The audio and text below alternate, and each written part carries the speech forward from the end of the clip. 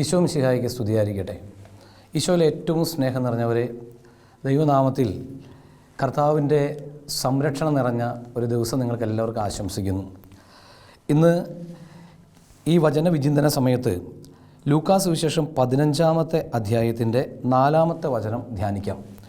നിങ്ങളിൽ ആരാണ് തനിക്ക് 100 ആടുകളുണ്ടായിരിക്കെ അവയിൽ ഒന്ന് നഷ്ടപ്പെട്ടാൽ 99 മരുഭൂമിയിൽ വിട്ടിട്ട് നഷ്ടപ്പെട്ടതിനെ കണ്ടുകിട്ടുവോളം തേടി പോകാത്തത്? അടുത്ത വചനം 5-ാം വചനം, കണ്ടുകിട്ടുമ്പോൾ സന്തോഷിച്ച് അതിനെ തോളിലേറ്റുന്നു. പ്രിയമുള്ള സഹോദരങ്ങളെ, ലൂക്കാസ് സുവിശേഷത്തിലെ ഏറ്റവും മനോഹരമായിട്ടുള്ളൊരു അധ്യായം എന്ന് ഞാൻ വിശേഷിപ്പിക്കുന്ന അധ്യായമാണ് 15-ാം അധ്യായം. കാണാതായ ആടിൻ്റെ ഉപമ, കാണാതായ നാണയത്തിൻ്റെ ഉപമ, ധൂർത്തപുത്രൻ്റെ ഉപമ, ഈ 3 ഉപമകൾ ചേർത്ത് വെച്ചിട്ടുള്ള ഒരു അധ്യായമാണ് ലൂക്കാസ് സുവിശേഷം 15-ാം അധ്യായം. ഞാൻ അച്ഛനായതിനു ശേഷം കൊച്ചച്ഛനായിട്ട് ഏറ്റവും ആദ്യം നിയമിതനായ പള്ളി ഇരിങ്ങാലക്കുട രൂപതയിലെ തെക്കന്താണിശ്ശേരി എന്ന് പറയുന്ന പള്ളിയാണ്. ആ പള്ളി മെയിൻ റോഡിൽ നിന്ന് വരുന്ന ഭാഗം പള്ളിയുടെ ബാക്ക് സൈഡാണ്. കിഴക്കോട്ട് ദർശനമായിട്ട് പള്ളി പണിതിരിക്കുന്നതുകൊണ്ട് അപ്പോൾ അതിൻ്റെ പുറകുവശത്ത് ചിത്രീകരിച്ച് വെച്ചിരിക്കുന്ന ഒരു ചിത്രം ഇങ്ങനെയാണ്. നല്ല ഇടയനായ ഈശോ ഒരു പുൽമേടയിലൂടെ കുറേ ആടുകളിങ്ങനെ മുമ്പേ നടക്കുന്നു. അതിൻ്റെ പുറകിൽ ഈശോയുടെ തോളിൽ ഒരു ചെറിയ ഒരു അഹങ്കാരത്തോടുകൂടെ ഒരു ആടിരിക്കുന്നു. പ്രിയമുള്ളവരെ, ഏറ്റവും മനോഹരമായിട്ടുള്ളൊരു ചിത്രമാണത്. ഞാനതിൻ്റെ മുമ്പിൽ ഇടയ്ക്കിടയ്ക്ക് പോയിരുന്നത് ഇങ്ങനെ ധ്യാനിക്കും. ഈ ആടിൻ്റെ പോലെ ആകാൻ പറ്റിയിരുന്നെങ്കിൽ ഈ ആട് എന്ത് ഭാഗ്യവാനാണെന്ന് ഇങ്ങനെ വിചാരിക്കും. പിന്നീട് ഈ ആടിനെക്കുറിച്ച് നമ്മൾ ധ്യാനിക്കുമ്പോൾ നമുക്ക് മനസ്സിലാക്കാൻ പറ്റും, കുറുമ്പ് കാണിച്ച ആടാണത്. കുറുമ്പ് കാണിച്ച ആട് 100 ആടുകളെയും മേച്ചുകൊണ്ട് നടന്നിട്ട് ഒരാട് മാത്രം അവൻ്റെ ഇഷ്ടത്തിന് ഈ കൂട്ടത്തിൽ നടക്കുന്നതിൽ അത്ര വലിയ പന്തികേട് സുഖം തോന്നാത്തത് കൊണ്ട് അവൻ്റേതായിട്ടുള്ള സ്വാർത്ഥതയ്ക്ക് വേണ്ടി ചാടിപ്പോയി. പക്ഷേ ഇടയൻ അവസാനമായി കഴിയുമ്പോഴാണ് മനസ്സിലാക്കുന്നത് ഒരെണ്ണത്തിൻ്റെ കുറവുണ്ടെന്നും. കൂട്ടിക്കയറ്റാൻ നേരത്തെ മനസ്സിലാക്കുന്നത് ഒരെണ്ണത്തിൻ്റെ കുറവുണ്ട് എണ്ണി കൂട്ടിലേക്ക് കടത്തുമ്പോൾ. പ്രിയമുള്ള സഹോദരങ്ങളെ, ഞാൻ ഇങ്ങനെ ധ്യാനിക്കുകയാണ്. നമ്മുടെ വീട്ടിലൊരാട് കാണാണ്ടായെന്ന് വിചാരിക്കും, ഒരാടിനെ കാണാണ്ടായെന്ന് വിചാരിക്കും. എല്ലാത്തിനെയും കൂട്ടിലാക്കിയിട്ട് ഇതിന് മരുഭൂമിയിൽ വിട്ടിട്ട് പോയി തന്നെ പറയുന്നത്. പക്ഷെ നമ്മളാണെങ്കിൽ 99 എണ്ണത്തിനെ ആദ്യം കൂട്ടിലാക്കും. കാരണം നമുക്കാരും വിശ്വാസമില്ല. അതുകൊണ്ട് 99 എണ്ണത്തിനെ ആദ്യം കൂട്ടിലാക്കും. എന്നിട്ട് നല്ലൊരു വടി കയ്യിലെടുക്കും. എന്നിട്ട് നമ്മൾ ഇറങ്ങും. ഈ നഷ്ടപ്പെട്ടു പോയ ആട് ഇതെവിടേക്ക് അവൻ പോയെന്ന് നോക്കിയിട്ട് ഇങ്ങനെ നടക്കും.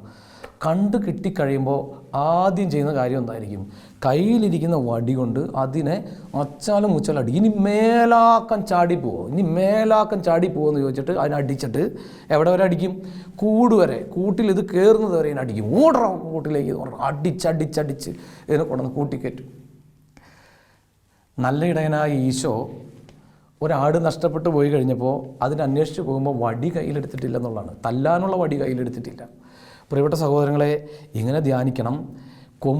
മുൾപ്പിടർപ്പിനിടയിൽ കൊമ്പുടക്കി കിടക്കുന്ന ആട്ടിൻകുട്ടിയെ കർത്താവ് കണ്ടെത്തി കഴിയുമ്പോൾ രംഗമൊന്നും നിങ്ങൾ മനസ്സിൽ ധ്യാനിച്ചേ.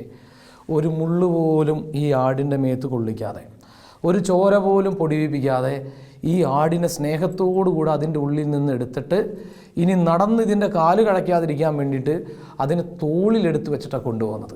എന്തോരം സ്നേഹമാണ് കർത്താവ് കാണിക്കുന്നത്! എന്തോരം സ്നേഹമാണ്! നമ്മളെന്തോരം ദ്രോഹിച്ചാലും നമ്മളെ സ്നേഹിക്കാൻ മാത്രം അറിയുന്ന ഒരു കർത്താവ്. അപ്പം ഞാനിങ്ങനെ ചിന്തിക്കുക, എന്തിനാണ് കർത്താവ് നമ്മളെ ഇത്രമാത്രം സ്നേഹിക്കുന്നത്? എന്തിനാണ് കർത്താവ്? അതിൻ്റെ അടുത്തൊരു ഉപമയിൽ ഇങ്ങനെ പറയുന്നു, കാണാതായ നാണയത്തിൻ്റെ ഉപമ. ഏത് സ്ത്രീയാണ് തനിക്ക് 10 നാണയം ഉണ്ടായിരിക്കെ അതിലൊന്ന് നഷ്ടപ്പെട്ടാൽ വിളക്ക് കൊളുത്തി വീട് അടിച്ചു വാരി അത് കണ്ടുകിട്ടുവോളം ഉത്സാഹത്തോടെ അന്വേഷിക്കാത്തത്? നമുക്കിങ്ങനെ ചിന്തിക്കാം. നമ്മുടെ കയ്യിൽ 10 പവൻ സ്വർണ്ണങ്ങളുണ്ട്, ആഭരണങ്ങളുണ്ട്. അതിലൊരു ചെറിയൊരു ആഭരണം, അതിനൊരു കമ്മലിൻ്റെ ഏതെങ്കിലും ഒരു കഷ്ണം കാണാതായി എന്ന് വിചാരിക്കുകയും നമ്മൾ എന്തോരം അന്വേഷിക്കും? ബാക്കിയുള്ള 9 പവൻ കൊണ്ട് ജീവിക്കാമല്ലോ. നമ്മളങ്ങനെ വിചാരിക്കുമോ? ഇല്ല. ഈ 9 പവനേക്കാളും മൂല്യം നമുക്ക് എപ്പോൾ ഇതിനാണ്? ഈ നഷ്ടപ്പെട്ടു പോയി 1 പവൻ സ്വർണ്ണത്തിനാണ്. ഇതിങ്ങനെ അന്വേഷിച്ച് നടക്കുക. എൻ്റെ ചെറുപ്പകാലത്ത് ഞാനിങ്ങനെ ആലോചിക്കുകയാണ്, ഈ കമ്മലിൻ്റെ ചങ്കിരി പോകുക എന്ന് പറഞ്ഞാൽ, ചങ്കിരി എന്ന് പറഞ്ഞാൽ മനസ്സിലായി, ഇതിൻ്റെ ബാക്കിലിടുന്ന ആ സാധനം എന്ന് വിളിക്കാമെന്നറിയില്ല, ഞങ്ങളുടെ നാട്ടിൽ ചങ്കിരി എന്നാണ് അതിനെ വിളിക്കുന്നത്. ഈ ചങ്കിരി പോയി കഴിയുമ്പോൾ ഇവർ ഒരുപാട് അന്വേഷിച്ചിട്ട് കാണാതായി കഴിയുമ്പോൾ എൻ്റെ അടുത്തേക്ക് വരും. എന്നിട്ട് എന്നെ ഷിബുട്ട എന്നാണ് വിളിക്കുന്നത്. ഇങ്ങനെ സോപ്പിട്ട് ഷിബുട്ട അതൊന്ന് നോക്കിയെടുത്ത് ആടാന്ന് പറയും. ഞാനത് കൃത്യമായിട്ട് നോക്കിയെടുത്ത് കൊടുക്കും. ഈ താലി നഷ്ടപ്പെടുമ്പോഴും ചങ്കിരി നഷ്ടപ്പെടുമ്പോഴൊക്കെ ഏകദേശം ഒരു സ്ഥലം കൊണ്ട് പറഞ്ഞു കഴിഞ്ഞാൽ ഞാൻ അവിടെ പോയി അത് തപ്പിയെടുത്ത് അവരുടെ കയ്യിൽ കൊണ്ട് കൊടുത്തിരിക്കും. അപ്പോൾ ഇവർക്കൊരു ബോധ്യമാണ്, സ്വർണം നഷ്ടപ്പെട്ടാൽ ആരുടെ അടുത്ത് വരണം? ഷിബുവിൻ്റെ അടുത്ത് പോകണം. അവനോട് പറയാം, കുഞ്ഞു കൊച്ചായിരിക്കുമ്പോഴാണ്ട. അപ്പോൾ ഇതെങ്ങനെയാണ് കണ്ടുപിടിക്കണമെന്ന് അറിയോ? ഞാനിങ്ങനെ ഇരുന്നിട്ട് ഈ മണ്ണിൻ്റെ ഓരോ ഭാഗം, കുഞ്ഞു ഭാഗം എടുത്തിട്ട് അരിച്ച് പറക്കിങ്ങനെ പരിശോധിക്കുകയാണ്. തിരക്കൊന്നുമില്ല, ഒരറ്റത്തുനിന്ന് തുടങ്ങി പതുക്കെ പതുക്കെ പതുക്കെ പതുക്കെ പരിശോധിച്ച് ഈ സാധനം ഞാൻ കണ്ടുപിടിച്ചിരിക്കും. പ്രിയമുള്ള സഹോദരങ്ങളെ, നമ്മുടെ കർത്താവ് ഇങ്ങനെയാണ്. നമ്മൾ നഷ്ടപ്പെട്ടു പോയി കഴിഞ്ഞാൽ ക്ഷമയോടെ കാത്തിരിക്കുകയാണ്. നമ്മൾ തിരിച്ചു വരണം, തിരിച്ചു വന്നേ പറ്റുള്ളൂ കർത്താവിൻ്റെ അടുത്തേക്ക്. ഇതെന്തിനാണ് ഇങ്ങനെ കർത്താവ് കാത്തിരിക്കണമെന്ന് ഞാൻ ആലോചിക്കാറുണ്ട്. ഈ സ്ത്രീ നാണയം നഷ്ടപ്പെട്ടു പോയപ്പോൾ, അല്ലെങ്കിൽ നമ്മുടെ ഒരു പവൻ സ്വർണം നഷ്ടപ്പെട്ടു, ഇച്ചിരിക്കോളം സ്വർണം നഷ്ടപ്പെട്ടു പോയാൽ നമ്മൾ എന്തിനാണ് അങ്ങനെ അന്വേഷിക്കുന്നത്? നമ്മളൊന്ന് ആലോചിച്ച് നോക്കിയേ. അപ്പുറത്തെ വീട്ടിലെ ചേച്ചിയുടെ കമ്മൽ പോയി എന്ന് വിചാരിക്കും, നമ്മൾ അന്വേഷിക്കുമോ? വേണമെങ്കിൽ ഒരു പേരേൽപ്പിക്കാൻ വേണ്ടി ഒന്ന് 2-3 പ്രാവശ്യം ഒന്ന് അന്വേഷിച്ചൊക്കെ കഴിഞ്ഞിട്ട് ഇനി അവളെ അന്വേഷിച്ചോട്ടെ, പോയത് പോയിടി, ഇനി കുഴപ്പമില്ല, സമാധാനിപ്പിക്കുമല്ലേ? നമുക്ക് അന്വേഷിക്കുന്ന ഒരു ലിമിറ്റുണ്ട്. കാരണം നമ്മുടേതല്ലാത്ത സാധനങ്ങൾ നഷ്ടപ്പെട്ടു പോയാൽ നമുക്ക് അന്വേഷിക്കുന്ന ജസ്റ്റ് പേരിനൊന്ന് അന്വേഷിച്ചു എന്ന് വരാം, പക്ഷേ നമുക്ക് തീക്ഷ്ണത കാണില്ലെന്ന് അന്വേഷിക്കാൻ. അപ്പുറത്തെ വീട്ടിലൊരു കൊച്ചിനെ കാണാണ്ടായി കഴിഞ്ഞാൽ നമ്മൾ എന്തോരം അന്വേഷിക്കും? ഒരു ദിവസമൊക്കെ വേണമെങ്കിൽ അവരെ കൂടെ ഒന്ന് പോയി എന്ന് വരും. അത് കഴിഞ്ഞ് കഴിഞ്ഞാൽ പോയത് പോട്ടെ എന്ന് പറയുന്നതല്ലാതെ നമ്മൾ തീക്ഷ്ണതയോടുകൂടി അന്വേഷിക്കില്ല. പോയത് നമ്മുടെ കൊച്ചാണെങ്കിലോ, നമ്മുടെ വീട്ടിലൊരു മകൻ കാണാണ്ടായെങ്കിലോ നമുക്ക് പിന്നെ ഉറക്കമുണ്ടോ? ഊണുണ്ടോ? എത്ര കൊള്ളരുതാത്തവനായാലും ഒരു മകൻ നിങ്ങളുടെ വീട്ടിൽ നിന്ന് നഷ്ടപ്പെട്ടു പോയെന്ന് വിചാരിക്കും, പുറപ്പെട്ടു പോയെന്ന് വിചാരിക്കും, ഇവനെ കണ്ടു കിട്ടുന്നത് വരെ നിങ്ങൾക്ക് ഉറക്കമുണ്ടോ? നിങ്ങൾ സമാധാനമുണ്ടോ? നമുക്കൊരു സ്വസ്ഥതയില്ല, സമാധാനമില്ല. കൊച്ചിനെ കണ്ടുപിടിക്കാൻ വേണ്ടിയുള്ള പ്രാർത്ഥന മാത്രമാണ്. അതെന്തുകൊണ്ടാണ്? നമ്മുടെ സ്വന്തം ആയതുകൊണ്ടാണ്. അങ്ങനെയാണെങ്കിൽ ഞാൻ ചോദിക്കട്ടെ പ്രിയപ്പെട്ടവരെ, നമ്മളൊരു പാപം ചെയ്ത് അകന്നു പോകുമ്പോൾ ഈശോയ്ക്ക് എന്തിനെത്ര വേദന? ഈശോയ്ക്ക് എന്തിനെത്ര വേദന? അതിന് കാരണമുണ്ട്. നമ്മൾ ഈശോയുടെ സ്വന്തമാണ്. നമ്മൾ ഈശോയുടെ സ്വന്തമാണ്. നമ്മൾ സ്വർഗത്തിൻ്റെ സ്വന്തമാണ്. അതുകൊണ്ട് നമ്മളൊരാൾ നഷ്ടപ്പെട്ടു പോയി കഴിഞ്ഞാൽ സ്വർഗത്തിന് സഹിക്കാൻ പറ്റിയ, സ്വർഗത്തിലെ സന്തോഷം മുഴുവൻ പോയി. നമ്മൾ തിരിച്ചു കിട്ടിയാലാണ് സ്വർഗത്തിലെ സന്തോഷം തിരിച്ചു വരികയുള്ളൂ. പ്രിയമുള്ള സഹോദരങ്ങളെ, ഞാനൊരു 3-4 വർഷങ്ങൾക്ക് മുമ്പ്, ഒരു 5 വർഷത്തോളമായി, എൻ്റെ കിഡ്നി ഞാനൊരു സഹോദരന് വേണ്ടി പങ്കുവച്ചു. അപ്പോൾ എൻ്റെ ഇടവകയിലെ ഈ പറമ്പിലെ പണിയൊക്കെ ചെയ്യുന്ന ഒരു ചേട്ടനായിരുന്നു, ആ ചേട്ടൻ്റെ മകൻ. അപ്പോൾ അവൻ്റെ 2 കിഡ്നിയും പോയി. അന്ന് അവന് 19-20 വയസ്സാണ് പ്രായമുള്ളത്. അപ്പോൾ അവൻ്റെ കിഡ്നി പോയതിൻ്റെ പേരിൽ ഇങ്ങനെ വളരെ വിഷമിച്ച് നിൽക്കുന്നു. അവൻ്റെ അപ്പൻ്റെ കിഡ്നി മാച്ചാണെന്നൊക്കെ പറഞ്ഞിട്ട് പിരിവെടുക്കാൻ വേണ്ടിയിട്ടാണ് എൻ്റെ അടുത്ത് വന്നത്. അങ്ങനെ ഞാനൊരു അക്കൗണ്ടൊക്കെ തുടങ്ങി ഓപ്പറേഷൻ സഹായിക്കാൻ വേണ്ടിയിട്ടാണ് ഞാൻ ഇറങ്ങി തിരിച്ചത്. പക്ഷേ ഈ ലാസ്റ്റ് ടെസ്റ്റിൽ അപ്പൻ്റെ കിഡ്നി അതിന് നിറച്ച് പോളങ്ങളാണ്, അതുകൊണ്ട് അത് എടുക്കാൻ പറ്റില്ല എന്ന് ഡോക്ടർ പറഞ്ഞു. അപ്പോൾ ഈ അപ്പനും അമ്മയും വന്നിട്ട് എൻ്റെ മുറിയിൽ വന്നിട്ട് ഒരു കരച്ചിലുണ്ടായിരുന്നു. ഒരേ ഒരു മോനുള്ള അച്ഛാ, അത് നഷ്ടപ്പെട്ടു പോവാണ് അച്ഛോ എന്ന് പറഞ്ഞിട്ട് കരഞ്ഞപ്പോൾ ഞാൻ ഇവരോട് പറഞ്ഞു, നിങ്ങൾ എന്തിനാണ് കരയുന്നത്? എൻ്റെ കിഡ്നി തരാം. അപ്പോൾ ഇവർ വിചാരിച്ചു ഇവരെ ആശ്വസിപ്പിക്കാൻ പറയുന്നതാണ്. അങ്ങനെ അവർ പോയി. പക്ഷേ ഒരാഴ്ച കഴിഞ്ഞപ്പോൾ ഞാൻ അവരെ വിളിച്ചു, എവിടേക്കാണ് ടെസ്റ്റിന് പോകേണ്ടതെന്ന് ചോദിച്ചു. അങ്ങനെ ഈ എറണാകുളം മെഡിക്കൽ ട്രസ്റ്റ് ആശുപത്രിയിൽ ഒരു 6 മാസത്തോളം ഷട്ടിലടിക്കുന്ന പോലെ എൻ്റെ പള്ളി ആശുപത്രി ഇങ്ങനെ ഓരോരോ ടെസ്റ്റിന് വേണ്ടി നടന്നു. അവസാനം ഞാൻ എൻ്റെ കിഡ്നി അവന് കൊടുത്തു. അങ്ങനെ കൊടുത്തു. അവന് കുറേ നാൾ, ഒരു 4 വർഷത്തോളം കുഴപ്പമൊന്നുമില്ലാതെ ജീവിച്ചു. ഈ കഴിഞ്ഞ മാർച്ച് 19-ാം തീയതി അവന് കുടലിലൊരു ഇൻഫെക്ഷൻ വന്നു. ഫുഡിൽ നിന്ന് വന്ന ഇൻഫെക്ഷനാണെന്ന് പറഞ്ഞത്. ആ ഇൻഫെക്ഷൻ ബാധിച്ച് അവന് കുടലൊക്കെ ചീഞ്ഞ് അഴുക്കായി. അവനങ്ങനെ കർത്താവിൻ്റെ സന്നിധിയിലേക്ക് വിളിക്കപ്പെട്ടു. കഴിഞ്ഞ മാർച്ച് 19-ാം തീയതി ഔസേപിതാവിൻ്റെ തിരുനാളിൻ്റെ അന്നാണ് അവൻ മരിക്കുന്നത്. അവനിങ്ങനെ മരിക്കുന്ന സമയത്ത് എനിക്ക് എന്തെന്നില്ലാത്ത സങ്കടം പുറത്തേക്ക് കാണിക്കാനായിട്ട് സാധിക്കില്ല. എൻ്റെ മുറിയിൽ ഞാൻ ദിവ്യകാരുണ്യ ഈശോയുടെ അടുത്ത് പോയിട്ട് ഞാനിങ്ങനെ കരഞ്ഞ് പ്രാർത്ഥിക്കുകയാണ്, എൻ്റെ കർത്താവേ, ഞാൻ എൻ്റെ ജീവൻ്റെ പകുതി കൊടുത്ത് നേടിയെടുത്തതല്ലേ, അന്ന് അവൻ മരിച്ചു പോകണമെങ്കിൽ ഇത്ര വിഷമം ഉണ്ടാവില്ലായിരുന്നു. ഇത്രയും നാൾ ജീവിച്ചിട്ട് അവനിങ്ങനെ തിരിച്ചു കൊണ്ടുപോകേണ്ട എന്ത് കാര്യമാണ് ഉണ്ടായിരുന്നത്? കുറച്ചുകൂടി നാൾ അവനെ ജീവിപ്പിക്കാറുന്നില്ലേ? അപ്പോൾ ഞാൻ എൻ്റെ കിഡ്നി കൊടുക്കുമ്പോൾ ഞാൻ പറഞ്ഞിരുന്നത് ഈശോയോട്, ഈശോയെ, ഞാൻ മരിച്ചിട്ടേ അവൻ മരിക്കാൻ പാടുള്ളൂ. കാരണം ഞാൻ ജീവിച്ചിരുന്ന സമയത്ത് അവൻ മരിക്കുന്നത് എനിക്ക് സഹിക്കാൻ പറ്റില്ല എന്ന് ഞാൻ കർത്താവിനോട് പറഞ്ഞിട്ടുണ്ടായിരുന്നു. എൻ്റെ കർത്താവിനോട് ഞാൻ പറയാണ്, ഞാൻ പറഞ്ഞിട്ടുണ്ടായതല്ലേ ഞാൻ ജീവിച്ചിരിക്കുമ്പോൾ അവൻ മരിക്കരുതെന്ന്. എന്തോരം വേദനയാണ് കർത്താവെ ഞാൻ അനുഭവിച്ചുകൊണ്ടിരിക്കുന്നത്. അങ്ങനെ കുറേ സമയം പ്രാർത്ഥിച്ചപ്പോൾ എൻ്റെ മനസ്സിൽ ഈശോ ഒരു കാര്യം പറഞ്ഞു, നീ നിൻ്റെ ജീവനൊന്നും കൊടുത്തില്ലല്ലോ, ഒരു ചെറിയൊരു അവയവമല്ലേ കൊടുത്തുള്ളൂ, എന്നിട്ട് നിനക്ക് ഇത്രയും വിഷമമുണ്ടല്ലേ? ഞാൻ കൊടുത്തത് എൻ്റെ ജീവനാണ്. നിന്നെയും ഈ ലോകത്തിലുള്ളവരെയൊക്കെ രക്ഷിക്കാൻ വേണ്ടി ഞാൻ കൊടുത്ത് എൻ്റെ ജീവനാണ്. വെറുതെ ജീവൻ കൊടുക്കുകയല്ല, സകല മനുഷ്യരുടെ മുമ്പിൽ അപമാനിതനായി, സകല മനുഷ്യരുടെ ആട്ടും തൂപ്പും ഞാൻ ഏറ്റു. എന്നെ കള്ളനെന്ന് വിളിച്ചു, എന്നെ വ്യഭിചാരികളുടെ കൂട്ടുകാരനെന്ന് വിളിച്ചു. എന്നെ വിളിക്കാത്ത ഏക്കപ്പേരൊന്നും ഉണ്ടായില്ല. കല്ലെറിയാൻ വേണ്ടി അവരെന്നെ പലവട്ടം കൊണ്ടുപോയി. എൻ്റെ ശരീരത്തിൽ മുറിവേൽക്കാത്ത ഒരിടം പോലും ഉണ്ടായില്ല. എൻ്റെ അവസാനത്തുള്ളി രക്തവും നിനക്ക് വേണ്ടി ചിന്തിയിട്ടാണ് ഞാൻ മരിച്ചത്. എന്നിട്ട് നീ വഴിതെറ്റിപ്പോയാൽ, എന്നിട്ട് നിൻ്റെ ആത്മാവ് മരിച്ചു പോയാൽ ഞാൻ സന്തോഷിക്കണോ? എന്തോരം ദുഃഖം എനിക്കുണ്ടാകും. ഞാൻ ഈ കാണാതായ ആടിനെ അന്വേഷിച്ച് നടക്കുന്ന ഇടയനെക്കുറിച്ചൊക്കെ കൂടുതൽ തീക്ഷ്ണതയോടുകൂടി ധ്യാനിക്കാൻ തുടങ്ങിയത് ഈ ഒരു ചിന്ത ഈ മാർച്ച് 19 ശേഷമാണ്. എന്തോരം വിഷമമാണ് കർത്താവ് അനുഭവിക്കുന്നത് അറിയാമോ? നമ്മളൊരാൾ പാപം ചെയ്ത് കർത്താവിൽ നകന്നു പോകുമ്പോൾ പ്രിയപ്പെട്ട സഹോദരങ്ങളെ, അതുകൊണ്ട് നമ്മളിങ്ങനെ ചിന്തിക്കണം, എൻ്റെ കർത്താവിനെ വേദനിപ്പിക്കാതെ, എൻ്റെ ഈശോ എനിക്ക് ജീവൻ വില തന്ന് എൻ്റെ പകരം കർത്താവിൻ്റെ ജീവൻ വെച്ചിട്ടാണ് എന്നെ ജീവിപ്പിക്കാൻ അനുവദിച്ചിട്ടുള്ളതെങ്കിൽ ഞാൻ എൻ്റെ കർത്താവിനെ വേദനിപ്പിക്കാതിരിക്കാൻ മാക്സിമം പരിശ്രമിക്കണം പ്രിയപ്പെട്ടവരെ.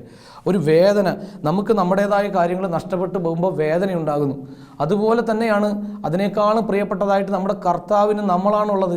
നമ്മൾ നഷ്ടപ്പെട്ടു പോകുമ്പോൾ അവിടുത്തെ ഹൃദയം കിടന്നിങ്ങനെ ഇടിക്കുകയാണ്. അതുകൊണ്ട് നമുക്ക് ശ്രദ്ധയുള്ളവരായിരിക്കണം.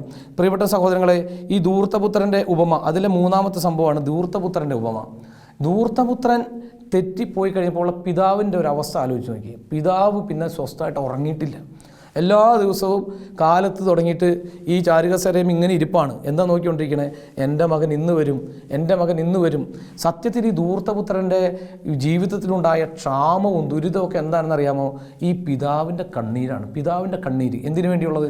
ഇവൻ തിരിച്ചു വരാൻ വേണ്ടിയുള്ള പിതാവിൻ്റെ കണ്ണുനീരാണ് ഈ ധൂർത്തപുത്രൻ്റെ ജീവിതത്തിലെ ക്ഷാമമായും ദുരിതമായൊക്കെ വന്നിട്ട് അവനെ കൊണ്ട് ചിന്തിപ്പിച്ചത്. എൻ്റെ പിതാവിൻ്റെ ഭവനത്തിൽ എത്രയോ ദാസന്മാർ സുഭിക്ഷമായി ഭക്ഷണം കഴിക്കുന്നു, ഞാനോ ഇവിടെ വിശന്ന് മരിക്കുന്നു. ഒരു നല്ല കുമ്പസാരത്തിലൂടെ ഈ ധൂർത്തപുത്രൻ തിരിച്ചു വരികയാണ്. പിതാവിൻ്റെ കണ്ണീരിൻ്റെ വിലയാണ് അവൻ്റെ മാനസാന്തരം. അങ്ങനെയാണെങ്കിൽ പ്രിയപ്പെട്ടവരെ, നമ്മുടെ മാനസാന്തരം എന്ന് പറഞ്ഞാൽ എന്താണ്? നമ്മുടെ കർത്താവിൻ്റെ കണ്ണീരിൻ്റെ വിലയല്ലേ നമ്മുടെ മാനസാന്തരം. നമ്മൾ തെറ്റിപ്പോയി കഴിയുമ്പോൾ നമ്മളെ തിരിച്ചു കിട്ടാൻ വേണ്ടി നമ്മുടെ കർത്താവ് കരയാണ് പ്രിയപ്പെട്ടവരെ. നമ്മുടെ കർത്താവിൻ്റെ കണ്ണീരിൻ്റെ, നമ്മുടെ കർത്താവിൻ്റെ രക്തത്തിൻ്റെ വിലയാണ് നമ്മുടെ മാനസാന്തരം. അതുകൊണ്ട് കുമ്പസാരക്കൂട്ടിലേക്ക് ഓടാനായിട്ട് ഒരിക്കലും മടിക്കരുത്. ഈ കഴിഞ്ഞ ദിവസം ഒരു സഹോദരി വന്നിട്ട് എന്നോട് പറയാണ്, കുമ്പസാരിച്ചിട്ടൊക്കെ കുറേ കാലം അയച്ചോ. ഞാൻ ചോദിച്ചാൽ എന്താ ചേച്ചി കുമ്പസാരിക്കാതെ? അല്ല, ഈ പറഞ്ഞു തന്നെയല്ലേ ഈ പറയണേ. അച്ഛന്മാരെന്ത് വിചാരിക്കും? ഞാൻ ഈ ചേച്ചിയോട് പറഞ്ഞു, ചേച്ചി പറയുന്നത് അച്ഛനോടാണോ കർത്താവിനോടാണോ? അപ്പോൾ ഈ ചേച്ചി ഇങ്ങനെ ചിന്തിച്ചു, എന്നിട്ട് പറഞ്ഞു കർത്താവിനോടാണ്. ചേച്ചിക്ക് തോന്നുന്നുണ്ടോ ചേച്ചി 10 പ്രാവശ്യം ഒരു കാര്യം പറഞ്ഞാലും കർത്താവിന് ബോറടിക്കുമെന്ന്? അപ്പോൾ ഈ ചേച്ചി പറഞ്ഞു, ഇല്ല അച്ഛാ, കർത്താവിന് ബോറടിക്കില്ല. പിന്നെ എന്തിനാ ചേച്ചി ഇങ്ങനെ വിഷമിക്കണേ? ധൈര്യമായിട്ട് കുമ്പസാരിക്കണം.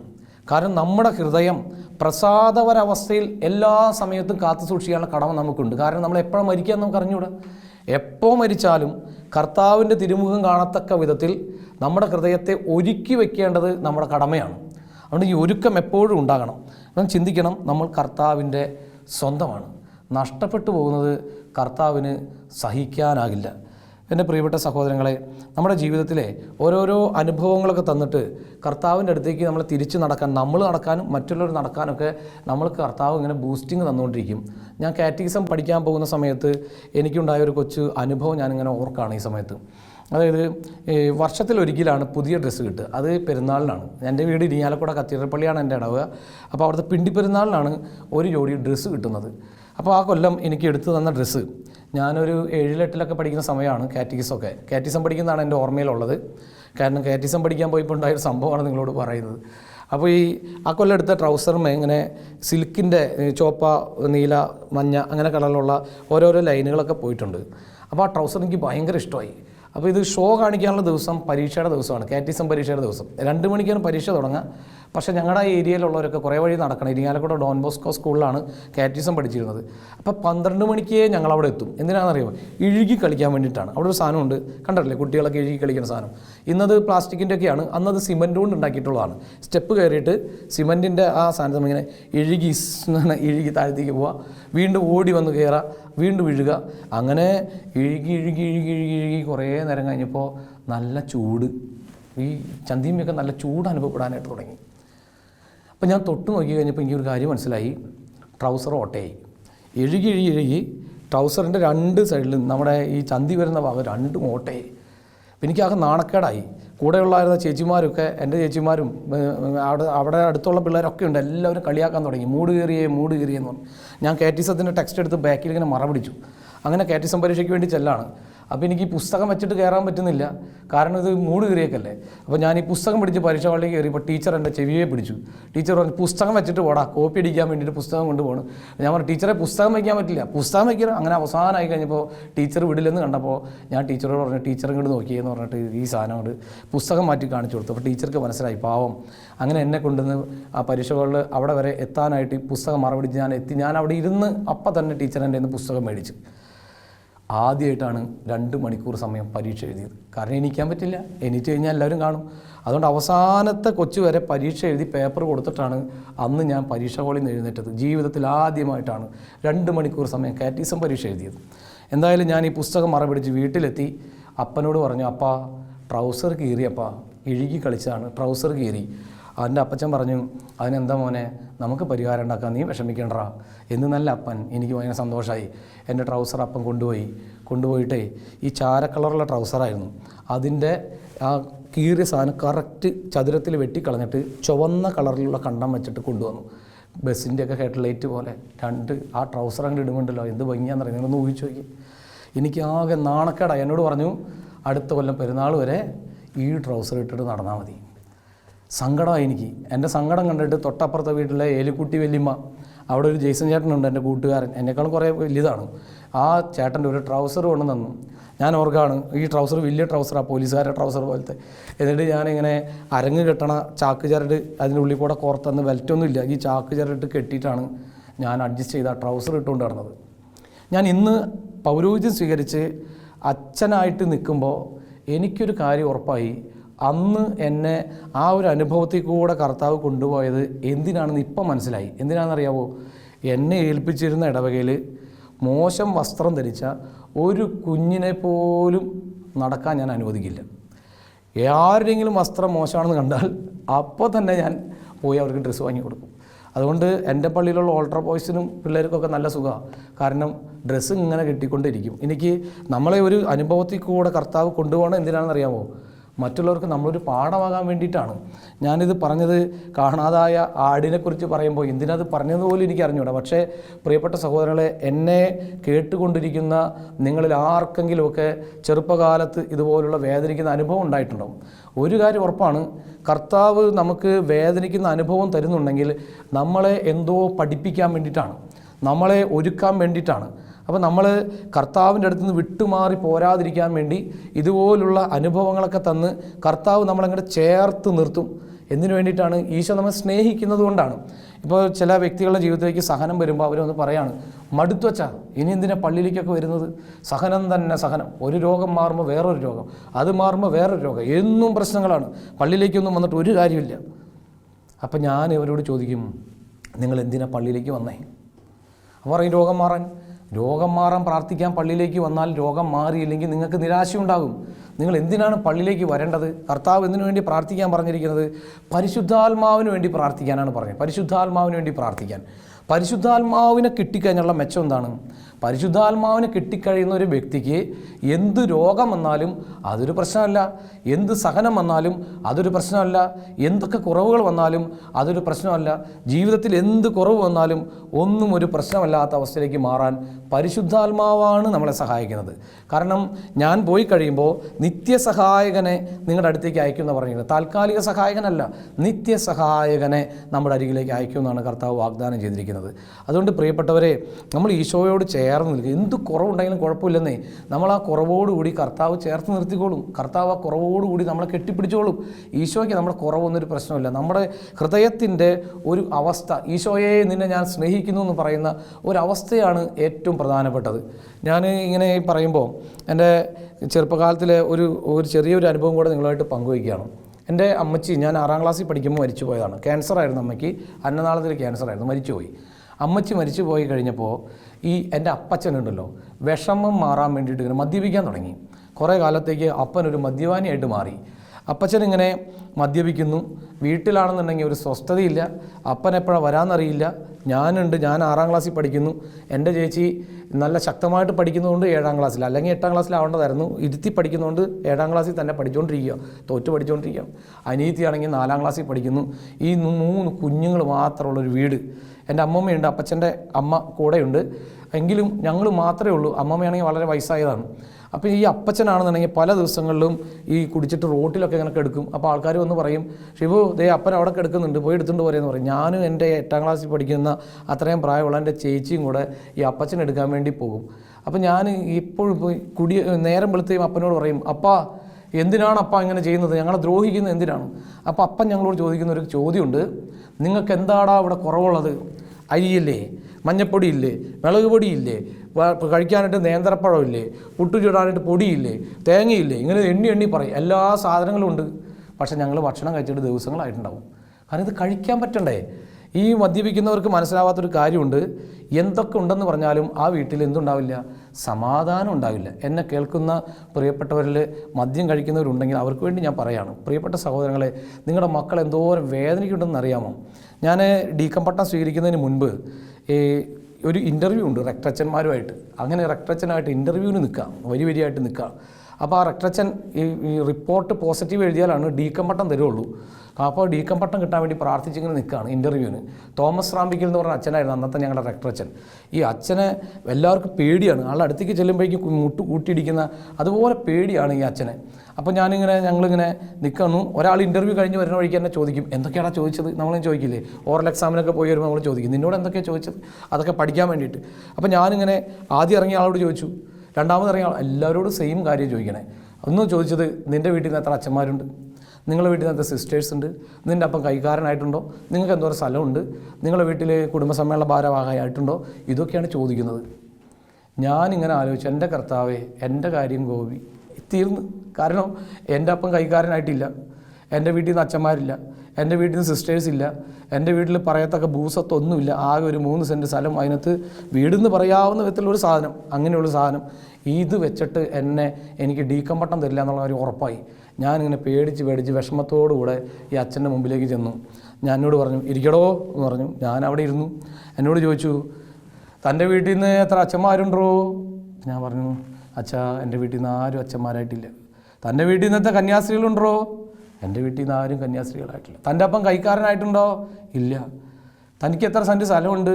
3 സെൻറ്റ് സ്ഥലമുണ്ട്. എന്താടോ ഉള്ളത് പിന്നെ? അപ്പോൾ എനിക്ക് മനസ്സിലായി, ഇനി രക്ഷയില്ല, എനിക്ക് ഡീക്കൻ പട്ടം തരില്ല എന്ന് ഉറപ്പായി. അപ്പോൾ ഞാനിങ്ങനെ തല താഴ്ത്തിയിരുന്നിട്ട് ഞാൻ ഒരു കാര്യം പറഞ്ഞു, അച്ഛൻ ഈ ചോദിച്ച കാര്യങ്ങളൊന്നും എൻ്റെ കയ്യിലില്ല. എനിക്ക് ആകെപ്പാട് കൂടി അറിയാവുന്ന കുറച്ച് കാര്യങ്ങളുണ്ട്. അതിലൊന്നാമത്തെ കാര്യം ഇതാണ്, നല്ല വീടില്ലാത്തവൻ്റെ വേദന എന്താണെന്ന് എനിക്കറിയാം. കെട്ടിച്ചു വിടാൻ പ്രായമായ പെൺകുട്ടികളുണ്ടായിരിക്കുകയും അപ്പൻ മദ്യപാനിയായിരിക്കും ചെയ്യുമ്പോൾ ഉള്ള ഒരു അവസ്ഥ, ആ വീടിൻ്റെ എന്താണെന്ന്, സാമ്പത്തികം ഇല്ലാതിരിക്കുന്ന ഒരു അവസ്ഥ എന്താണെന്ന് എനിക്ക് ശരിക്കും അറിയാം. പിന്നെ ഒരു മദ്യപാനിയുടെ മകൻ്റെ വിഷമം എന്താണെന്നറിയാം. എനിക്ക് ഇത്രയൊക്കെ അറിയുള്ളൂ അച്ചോ എന്ന് പറഞ്ഞാൽ ഞാനിങ്ങനെ ഇരുന്നു. അപ്പം എന്നെ പറഞ്ഞു വിടുമല്ലോ, അതിന് വേണ്ടിയിട്ട് ഞാനിങ്ങനെ കേൾക്കാൻ വേണ്ടിയിരുന്നു. ഈ അച്ഛനുണ്ടല്ലോ, ഞാൻ അച്ഛനെ ശ്രദ്ധിക്കുന്നില്ല, ഞാനിങ്ങനെ ഇരിക്കുകയാണ്. അച്ഛനുണ്ട്, ഇറങ്ങിപ്പോടോ എന്ന് പറയുന്നത് കേൾക്കാൻ വേണ്ടിയാണ് ഞാനിരിക്കുന്നത്. ഈ അച്ഛൻ എൻ്റെ പുറകെ കൂടെ വന്നിട്ട് ഞാനിരുന്ന കസേരയുടെ കൊണ്ട് എന്നെ ഇങ്ങനെ അങ്ങനെ പിടിച്ചു. എൻ്റെ ജീവിതത്തിൽ ഇത്രയും ശക്തി കിട്ടിയ ഒരു നിമിഷം ഉണ്ടായിട്ടില്ല. എന്നെ ഇങ്ങനെ പിടിച്ചിട്ട് എന്നോട് എഴുന്നേറ്റ് പറഞ്ഞു. എന്നിട്ട് എൻ്റെ തലയിൽ ഇങ്ങനെ തൊട്ടിട്ട് ഈ അച്ഛൻ പറഞ്ഞു, നീ നല്ല വൈദികനാകും. പാവപ്പെട്ടവൻ്റെ വേദന അറിയുന്ന ഒരു ഇടയനാണ് യഥാർത്ഥ ഇടയനാകാനായിട്ട് സാധിക്കുകയുള്ളൂ. നീ ധൈര്യമായിട്ട് മുന്നോട്ട് പോക്ക് പോകണേ എന്ന് പറഞ്ഞിട്ട് എന്നെ ആശീർവദിച്ചു വിട്ടു. അച്ഛൻ ഇന്ന് വാർദ്ധക്യത്തിൻ്റെ അങ്ങേയറ്റത്ത് തീർത്തും രോഗിയായി കഴിയുകയാണ്. തോമസ് റാമ്പിക്കൽ അച്ഛനാണ് ഞങ്ങളുടെ രക്തച്ഛനായിരുന്നത്. എനിക്കൊരുപാട് നന്ദിയാണ് അച്ഛനോട്. പ്രിയപ്പെട്ട സഹോദരങ്ങളെ, നമ്മുടെ ജീവിതത്തിലെ കുറവുകൾ അനുവദിക്കുന്നത് എന്തിനാണെന്നറിയാമോ? മറ്റുള്ളവരെ മനസ്സിലാക്കാൻ വേണ്ടിയിട്ടാണ്. എൻ്റെ പൗരോഹിത്യ ജീവിതം മുഴുവനും എനിക്ക് ഒരുപാട് ഈശോയ്ക്ക് വേണ്ടി ശുശ്രൂഷ ചെയ്യാൻ പറ്റുന്നതൊക്കെ എൻ്റെ ജീവിതത്തിൽ കൂടെ എന്നെ കർത്താവ് കൊണ്ടുപോയിട്ടുള്ള മേഖലകളാണ്. ആ മേഖലകളെക്കുറിച്ച് ഞാൻ കർത്താവിന് നന്ദി പറയാം. പ്രിയപ്പെട്ടവരെ, എന്തൊക്കെയാണെങ്കിലും കർത്താവിൻ്റെ അടുത്ത് നിന്ന് പിടിവിട്ട് പോകാനായിട്ട് ഇടവന്നിട്ടില്ല. ഞാനിങ്ങനെ വിചാരിക്കുകയാണ്, നമ്മുടെ ജീവിതത്തിൽ സഹനം തരുന്നത് എന്തിനാണ്? നമ്മൾ കർത്താവിൻ്റെ മുമ്പിൽ പോയി ഇരിക്കാനാണ്. നമ്മൾ കർത്താവിൻ്റെ മുമ്പിൽ പോയി ഇരിക്കുകയാണ്. ഒരു രോഗം തരുമ്പോൾ നമ്മൾ ഓടി ചെന്ന് കർത്താവിൻ്റെ മുമ്പിൽ ഇരിക്കും. നമുക്കൊരു സഹനം വരുമ്പോൾ നമ്മൾ ഓടി വന്ന് കർത്താവിൻ്റെ മുമ്പിൽ ഇരിക്കും. ആ കർത്താവിൻ്റെ മുമ്പിൽ ഇരുന്നാൽ മതി, ബാക്കിയൊക്കെ ഈശോ നോക്കിക്കോളും. അപ്പോൾ ഓർക്കുക, നമ്മൾ വിലപ്പെട്ടവരാണ്, കർത്താവിൻ്റെ സ്വന്തമാണ്. നമ്മൾ നഷ്ടപ്പെടുന്നത് ഈശോയ്ക്ക് താങ്ങാനാവില്ല. ചിലപ്പോഴൊക്കെ പറയാറില്ലേ, ഇന്ന് എനിക്ക് പ്രാർത്ഥിക്കാനൊരു മൂഡ് തോന്നുന്നില്ല, എനിക്ക് കൊന്ത ചെല്ലാനായിട്ട് മൂഡ് തോന്നുന്നില്ല. അപ്പോൾ ഞാൻ പറഞ്ഞെടുക്കുന്ന ഒരു കാര്യമുണ്ട്, കൊന്ത ചെല്ലണ്ട, പ്രാർത്ഥിക്കണ്ട, പക്ഷെ അവിടെ പോയി ഇരിക്കണം. അപ്പോൾ തീയുടെ അടുത്ത് നമ്മൾ പോയി ഇരുന്നാൽ ചൂട് തരാൻ പറഞ്ഞാലും പറഞ്ഞില്ലെങ്കിലും തീ നമുക്ക് ചൂട് തരും. അതുപോലെ നമ്മുടെ കർത്താവ് സൂര്യൻ ഉദിപ്പിക്കും, ആരുടെ മേൽ? ദുഷ്ടരുടെ മേൽ, ശിഷ്ടരുടെ മേലും ഒക്കെ മഴ പെയ്യിപ്പിക്കും, സൂര്യൻ ഉദിപ്പിക്കുകയും ചെയ്യുന്നത് പോലെ നമ്മൾ പ്രാർത്ഥിച്ചാൽ ഇല്ലെങ്കിൽ ഈശോയുടെ അടുത്ത് പോയിരുന്നാൽ ഈശോ നമുക്ക് ചൂട് തരും. പ്രിയപ്പെട്ടവരെ, കർത്താവിൻ്റെ തിരഞ്ഞെടുക്കപ്പെട്ടവരായി ഏറ്റവും സന്തോഷത്തോടെ ജീവിക്കാൻ നമുക്ക് പറ്റട്ടെ. നഷ്ടപ്പെട്ടു പോകരുത് കർത്താവിൻ്റെ കയ്യിൽ നിന്നും, പിടിവിട്ടു പോകരുത്, എളിമയോടെ ജീവിക്കാം. പിതാവിൻ്റെയും പുത്രൻ്റെയും പരിശുദ്ധാത്മാവിൻ്റെയും നാമത്തിൽ ആമേൻ.